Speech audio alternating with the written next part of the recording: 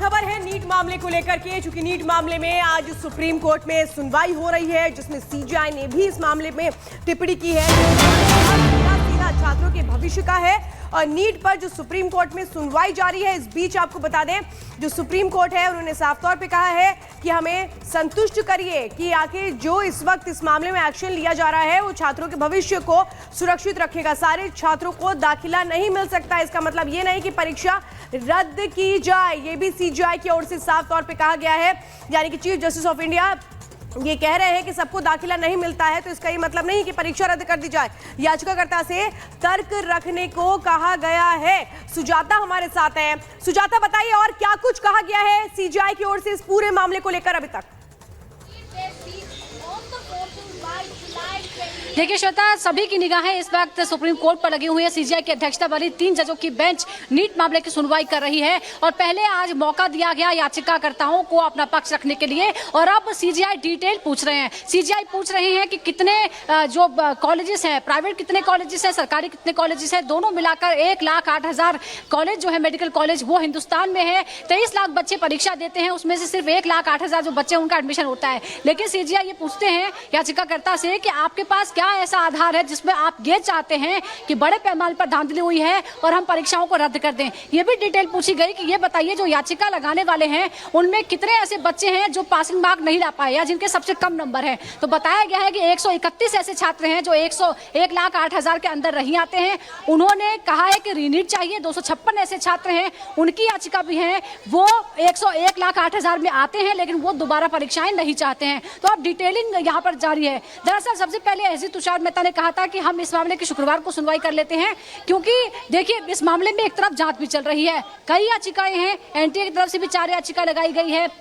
जो याचिका करता है और जो 34 याचिकाएं हैं वो भी लगी हुई हैं जो इसका विरोध कर रहे हैं। 256 जैसा मैंने आपको कहा ऐसे छात्र हैं जो नहीं चाहते कि दोबारा परीक्षाएं कराई जाएं। तो ये कोई हल्का मामला नहीं है, इसमें लाखों बच्चों का जो भविष्य है उसका सवाल है, इसलिए बहुत ही डिटेल में इसकी जांच करना जरूरी है। सीबीआई की स्टेटस रिपोर्ट का भी जिक्र आया है और सुप्रीम कोर्ट ने कहा कि हमने पढ़ लिया है। याचिकाकर्ता की तरफ से कहा गया कि हमें तो पता नहीं है कि जो सीबीआई ने रिपोर्ट दी है उसमें क्या है। तो सीबीआई ने कहा कि हम इसे पब्लिक डोमेन में नहीं रख सकते हैं, आपको नहीं दे सकते हैं। सभी याचिकाकर्ताओं को अगर बांट देंगे तो जितने इस मामले में आरोपी हैं वो सावधान हो जाएंगे, क्योंकि वो एक बंद लिफाफे में सुप्रीम कोर्ट को सौंपी गई थी सीबीआई की रिपोर्ट।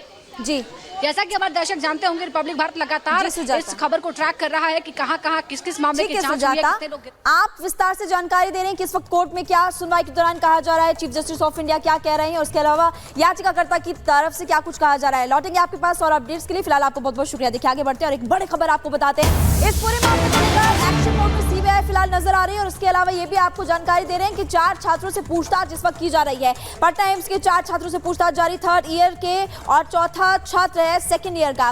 3 छात्र है जो कि 3rd ईयर से और जो चौथा छात्र है 2nd ईयर का बताया जा रहा है। चारों छात्रों के मोबाइल और लैपटॉप जब्त किए गए, चारों छात्रों के कमरे सील कर दिए गए और पूछताछ की जा रही। छात्रों से संलिप्तता सामने आने के बाद इन छात्रों से पूछताछ की जा रही। टोटल 4 छात्र हैं और आपको लगातार बता रहे हैं कि 3 छात्र ऐसे जो कि 3rd ईयर से और 1 छात्र 2nd ईयर का बताया जा रहा है, जिसका मोबाइल और लैपटॉप तो जब्त किए गए, लेकिन इसके अलावा छात्रों के कमरे भी सील कर दिए गए हैं और इस वक्त उनसे पूछताछ की जा रही है। नीट लीक कांड, पटना कनेक्शन क्या है, पटना के छात्रों से पूछताछ की जा रही है। पटना एम्स के 4 ऐसे छात्र जो कि इस वक्त सीबीआई के एक्शन मोड का शिकार है और ऐसे में देखिए इन छात्रों से इस वक्त पूछताछ की जा रही है, 3rd ईयर और 2nd ईयर के छात्र।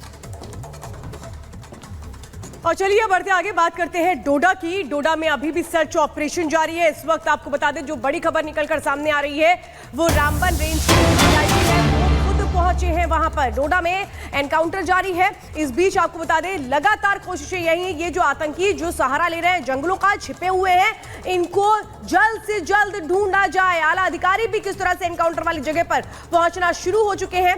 रामबन के जो डीआईजी हैं वो वहां पर पहुंचे हैं, रामबन रेंज के।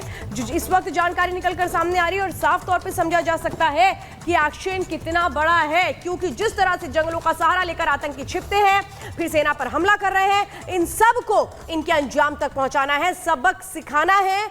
और इसीलिए आपको बता दें कि अब जो एक्शन है वो और तेज हो चुका है।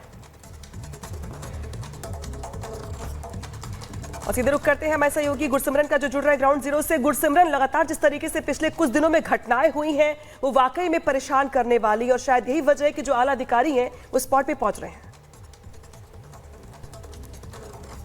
देखिए, इस वक्त जो है तमाम आला अधिकारी मौके पर मौजूद हैं, चाहे कमांडर सेक्टर 9 आरआर की बात की जाए या डीआईजी डोडा किश्तवाड़ रामबन की, एसएसपी जो डोडा हैं वो भी मौके पर मौजूद हैं, क्योंकि जिस तरह से लगातार आतंकी गतिविधियां बढ़ रही हैं, हालांकि इस पे एक पॉजिटिव अगर आप बात देखें तो आतंकी लगातार ट्रेस हो रहे हैं। ये एक बड़ी बात है, क्योंकि पहले क्या होता था कि किसी भी बड़े आतंकी हमले के बाद आतंकियों का कोई सुराग नहीं मिलता था, लेकिन इस बार आतंकी चाहे वीडीजी मेंबर्स हो या स्पेशल ऑपरेशंस ग्रुप हो या भारतीय सेना हो, उनके हत्थे चढ़ रहे हैं। कहीं ना कहीं आतंकियों को इस इलाके की जो जंगल है, घने जंगलों का फायदा जरूर मिल रहा है, लेकिन अब चुनौतियों के बीच सुरक्षा बलों ने ऑपरेशन को जो है वो और तेज कर दिया है।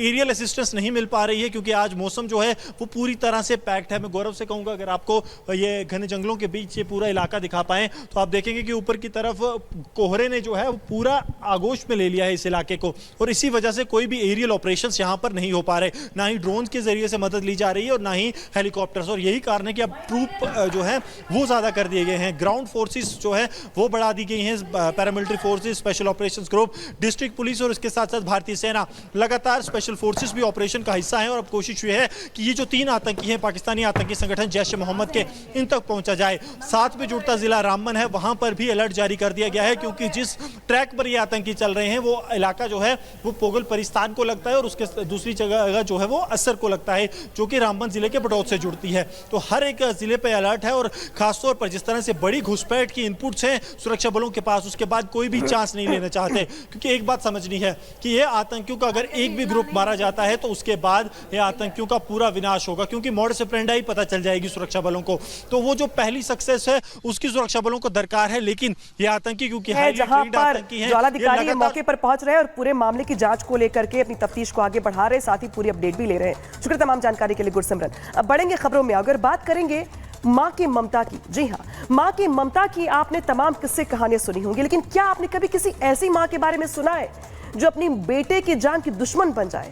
क्या आपने कभी किसी ऐसी मां के बारे में सुना है जो अपने पति को सबक सिखाने के लिए बेटे को पीट पीट के छलनी कर दे? जी हां, एक ऐसी मां भी होती है और है। सोशल मीडिया पर एक वीडियो जमकर वायरल हो रहा है जिसमें एक मां अपने बच्चे को इतना मार रही है कि जैसे उसकी जान की दुश्मन बन गई हो। रिपोर्ट दिखाते हैं।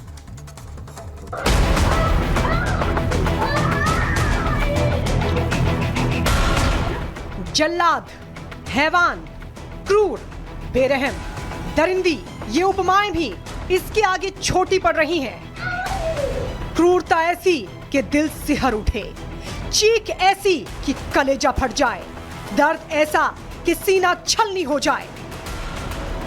वो चीखता रहा, बेदर्द को कुछ सुनाई नहीं दिया, बच्चे के ऊपर चढ़कर बैठी, घूंसा मारा, थप्पड़ जड़े, बाल पकड़कर सिर जमीन से पटका।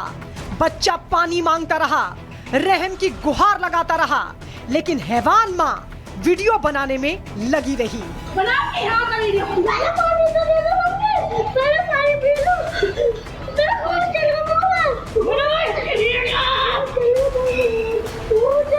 बच्चा रोता रहा, लेकिन इस दरिंदी को उसकी सिसक, तड़प सुनना तो दूर दिखाई भी नहीं दिया। हैवान ने बच्चे की छाती पर एक बार नहीं 2 बार दांत से काटा। वो चीख उठा, चित्कार भी ऐसी कि रूह कांप जाए, सख्त से सख्त दिल भी पिघल जाए, लेकिन इस महिला पर कोई फर्क नहीं पड़ा।